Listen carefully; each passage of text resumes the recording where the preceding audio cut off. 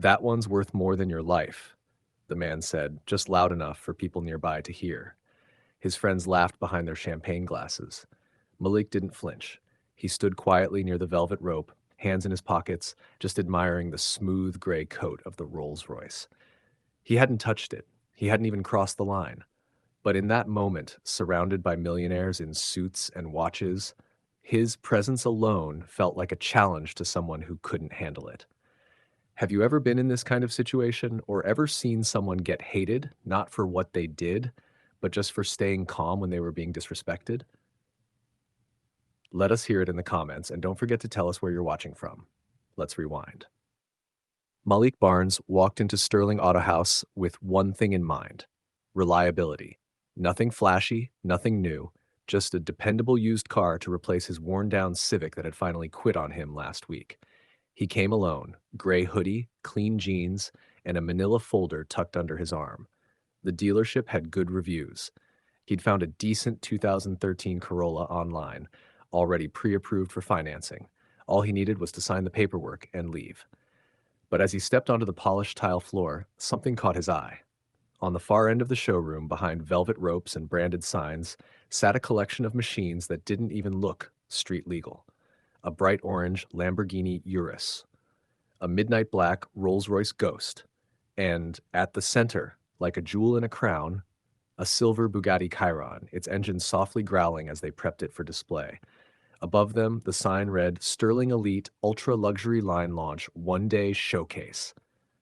Malik paused, not long, just enough to appreciate the craft, the engineering. He didn't take out his phone, didn't ask questions. He just stood there for a moment, soaking it in. And that's when he walked in. The doors slid open, and in came a man who looked like money had raised him since birth. Blue blazer tailored to the inch, gold cufflinks, slick back hair, and loafers with soles that had never touched gravel. His name was Preston. You didn't need to be told. It was written all over his posture. He walked in like the room was his, like the velvet ropes were put there to keep everyone else out. Two friends flanked him, both grinning and smug, champagne already in hand. They were here for the launch party, by invitation only. And then Preston saw Malik. His grin twitched. Because Malik wasn't wearing a Rolex. He wasn't standing with a salesperson. He wasn't sipping champagne. He was just there. Keep dreaming, brother, Preston called out, stepping closer, loud enough for the nearby staff to hear. They don't offer layaway on Bugattis. Malik turned slightly, gave him a polite smile. Maybe not today, he said quietly, but one day. And just like that, he turned and walked away. He didn't fire back, didn't try to prove anything. He just went back to the front desk where the salesperson, Kevin, was prepping his financing paperwork. But that simple calm, that grace, that's what pissed Preston off the most. He stood there, blinking, the smirk gone from his face. His friends didn't laugh this time because Malik hadn't given him what he wanted. And some people, they can't handle not being feared. What would you have done right then? Walk away or say something? Let me know in the comments. Preston stared after Malik like he was studying a problem he didn't know how to solve, and that's when the switch flipped. He didn't want Malik gone because he touched anything. He wanted him gone because he didn't crawl. He leaned over to one of the nearby employees, motioned subtly toward Malik. You might want to watch that one, he muttered. Been circling those cars a little too long. The employee hesitated, but nodded. And Preston, he stood back, sipping his drink, watching with a grin that didn't reach his eyes. Preston didn't move from his spot near the velvet rope. He just stood there watching Malik like he was a problem that needed solving. Malik, on the other hand, was calmly reviewing paperwork with Kevin, the junior salesman. He wasn't whispering, wasn't side-eyeing the luxury cars anymore. He was just focused, answering questions, handing over documents, signing page by page. But to Preston, that still wasn't enough. He leaned against the champagne bar, nodded toward Malik again, and muttered to one of the showroom employees walking past. Seriously, y'all just letting anybody wander around in here now? I thought this was a luxury launch, not a free-for-all. The employee, young, clearly nervous, offered a tight smile but didn't say much. That's when Preston raised his hand and waved over the front desk. Can you get the manager out here, please? He said loudly enough for others to hear. The receptionist looked startled but picked up the phone anyway. Malik heard that, so did Kevin.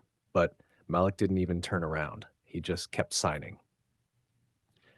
Have you ever been in a room where people didn't like you, not because of who you were, but because of how calm you stayed when they tried to make you break? Let me know in the comments and tell us where you're watching from. The manager came out moments later, walking fast and looking around like someone had tripped a silent alarm. His name tag read Daniel, General Manager.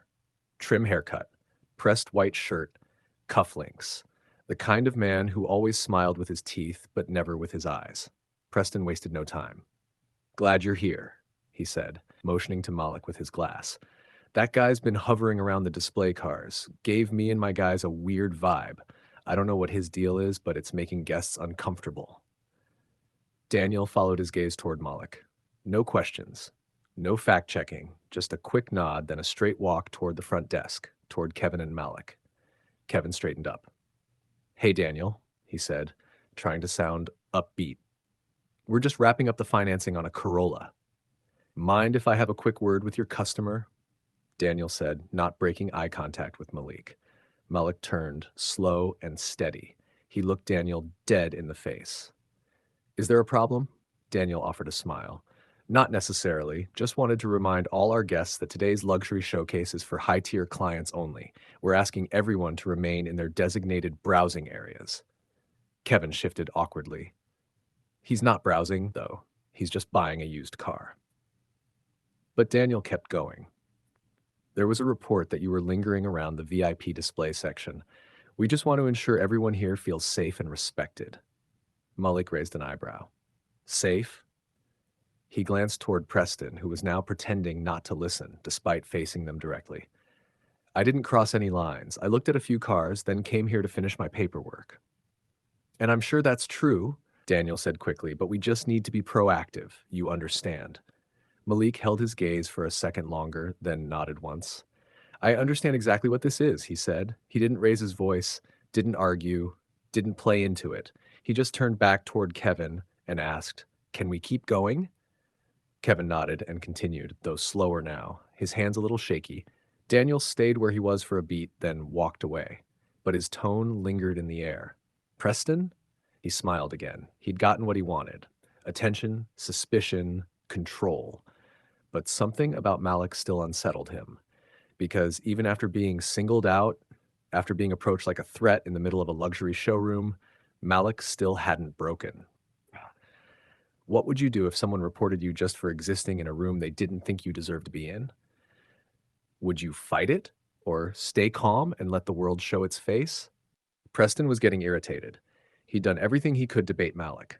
Mocked him, reported him, watched the manager confront him, but somehow none of it rattled him. Malik was still there, still sitting, still calm. That calm, that's what made Preston lose his. Across the showroom, the luxury launch was in full swing. Glasses clinked, shutters clicked. Laughter echoed under the vaulted ceilings as executives showed off Lamborghinis like they were trophies. Malik, meanwhile, sat across from Kevin at a side desk, double-checking the loan paperwork. His ID sat neatly beside the documents. He was just waiting for a printout. But the looks? They were starting to come. Other guests had begun to notice the tension. Not the luxury buyers, but employees, receptionists, porters, interns, people who watched Preston pace the floor and glare like he owned the place. Kevin leaned in. Hey, you okay? Malik gave a short nod. They don't want me here, he said quietly, but I'm not going anywhere. Have you ever felt that? That moment where the whole room shifts, not because of what you did, but because of what someone else believes about you. Tell me in the comments, and let us know where you're watching from. Preston wasn't done. He walked back toward the velvet rope, set his drink down, and waited until a few eyes were on him. Then he made his move. Loud enough for the staff nearby to hear, he said, Hey, who's in charge of security? Because I just saw that guy touch the rolls. Every head turned. Daniel, the manager, came hurrying out of his office. What happened? That guy, Preston said, pointing across the floor at Malik. I saw him leaning over the rope. His hands were all over the hood. I'm telling you, he's casing the place, probably trying to get fingerprints off. Kevin stood up halfway from his chair. That's not true, he said quickly. He hasn't even gotten up. He's been sitting with me the whole time. But Daniel hesitated, because Preston was loud and wealthy and dressed like someone whose complaints mattered. Daniel turned and looked straight at Malik. Is that true? Malik didn't move, didn't stand, didn't plead. Yes, I've been sitting here the whole time. Ask your cameras, Preston scoffed. Or maybe the cameras just missed it. People like that know how to move when no one's looking. The room went quiet. Too quiet. Kevin looked like he wanted to crawl under the table. A female employee near the coffee bar whispered, "Did he really just say that?" Daniel's jaw tensed. "We're going to need to pause this sale for a moment," he told Kevin. "I'll have someone review the footage." Malik let out the faintest breath. "You can pause it if you want," he said. "But I'm not going to defend myself against a lie just because someone rich said it loud enough." Preston crossed his arms. "Funny how that works, isn't it? You show up in a hoodie, wander around million-dollar cars, and expect people not to ask questions." Malik turned toward him slowly. "I didn't ask you anything. I didn't speak to you, and I didn't touch your car." Daniel raised his hand. "Gentlemen, please, let's not escalate. We'll have someone verify everything shortly." But by then, the damage was done. Other customers were watching. One guy pulled out his phone. A woman quietly ushered her child away from the scene. Kevin glanced at Malik, nervous. "They're going to pull the footage. That'll clear this up." Malik just nodded once. But Preston wasn't finished. He walked over to the front desk, leaned in, and said two words that changed the whole temperature of the room.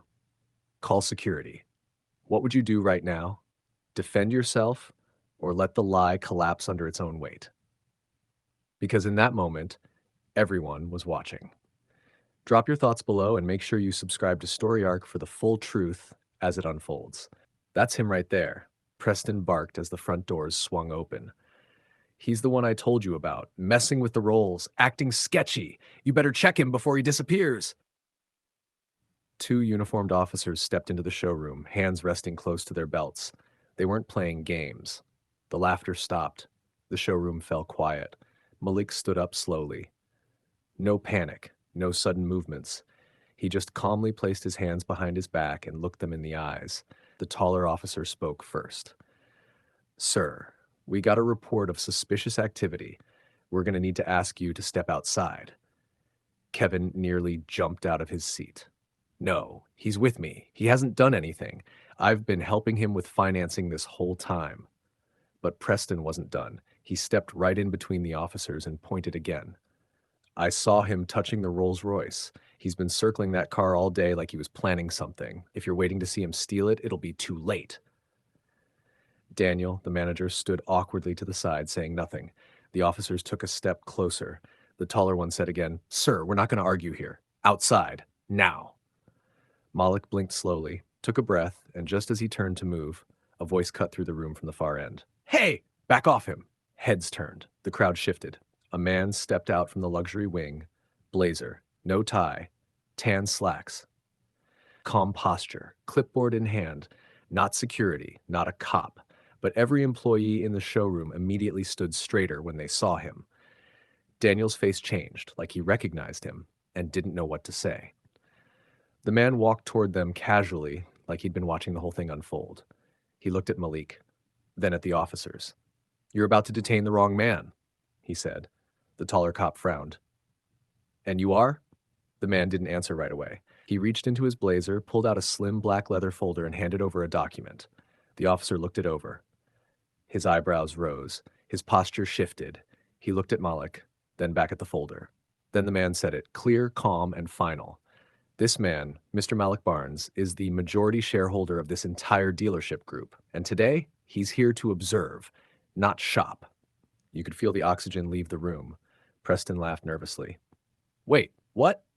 Kevin dropped the pen in his hand. Daniel's face turned red, eyes darting everywhere. Malik didn't say a word. He just looked at Preston for a long, still moment.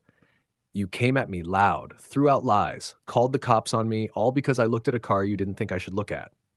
Preston stumbled. "I didn't know."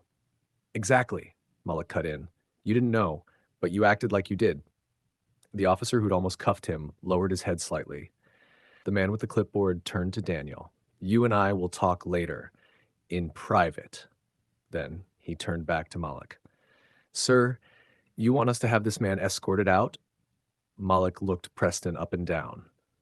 No need, he said. He just escorted himself out. Have you ever watched someone throw power around only to find out they picked the wrong target? What would you have done if you were Malik? Preston stood there, red-faced, sweating under all that designer confidence. It was quiet now, the kind of quiet that makes every breath feel heavier. He looked at Malik, then at the doors, then finally down at the floor, because the moment had hit him. He didn't just lose control of the room. He never had it. Malik didn't move, didn't gloat, but he made eye contact with the man who moments ago tried to have him thrown out. You wanted me to feel small, to second-guess myself, to shrink when you raised your voice, but see, I've been shrinking for people like you my whole life. Not anymore. Preston opened his mouth, maybe to defend himself, but nothing came out. Just then, the executive stepped forward and nodded to security. Escort him out, he said flatly. Flag his ID. He's permanently banned from every Sterling Auto Haus location, nationwide. The entire room watched as Preston was walked out past the same velvet ropes he once stood beside like a gatekeeper. Now, they were a reminder of the world he thought he owned until it turned its back on him. Someone in the corner whispered, "That's what privilege looks like when it breaks." Have you ever seen someone trip over their own ego and fall face first into the truth? Malik didn't say another word to Preston. There was nothing left to say, but then his gaze turned toward Daniel, the manager. The man had gone pale. His eyes darted. He looked like someone begging to disappear into the tiles beneath his feet. You know what makes you worse than him? Malik asked. Daniel flinched. He lied to feel powerful, but you? You knew it was wrong, and you went along with it anyway. The room stayed quiet. All you had to do was ask a question. You didn't. All you had to do was stand up. You didn't. Daniel swallowed hard. The executive spoke from behind Malik, voice cool. Your suspension is effective immediately. We'll review termination paperwork within 24 hours. Leave your badge at the desk. Daniel didn't fight it. I know. He just slowly took the pin from his shirt, set it down, and walked away. No eye contact, no words, just silence and regret. Malik turned back toward Kevin, who looked like he hadn't breathed in minutes. You tried, Malik said. That matters. Kevin blinked. I didn't do enough. Malik nodded. Next time, do more, not just for someone like me, for anyone who's alone in the room. Kevin nodded hard. The executive stepped beside Malik again.